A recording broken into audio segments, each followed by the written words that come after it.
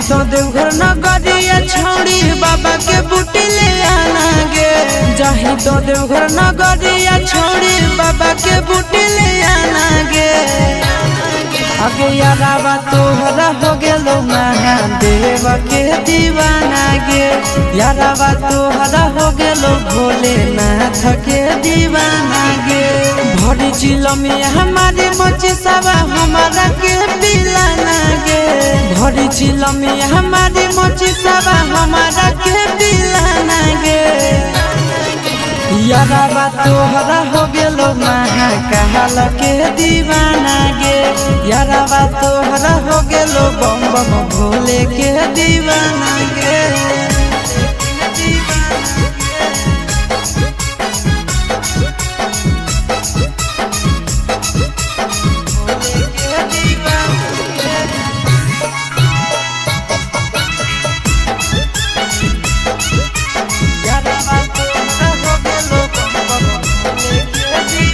कि जब से चढ़लौ सावनवा तनिको लागे नहीं नींद।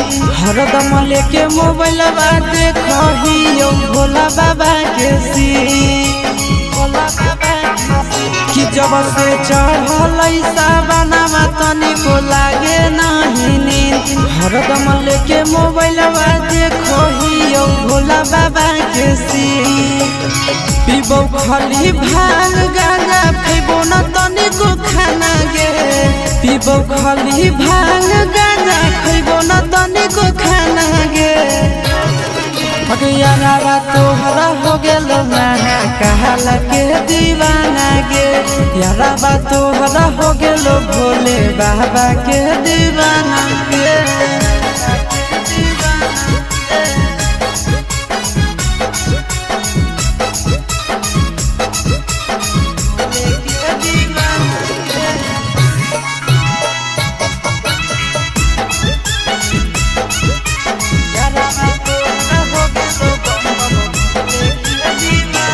जैसे पिया हो भोला विष वैसे पी जैतो आशीष।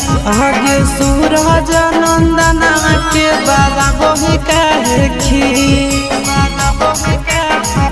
कि जैसे पिया हो भोला विष वैसे पी जैतो आशीष। आगे सूरज नंदना के बाबा बही काहे खीर। बाबा से कनेक्शन जुटल हकई बड़ी पुराना गे। बाबा से कनेक्शन जुटल हकई बड़ी पुराना गे। हे गे यारावा तोहरा हो गेलो महाकाल के दीवाना गे। यारावा तोहरा हो गेलो भोले बाबा के दीवाना गे।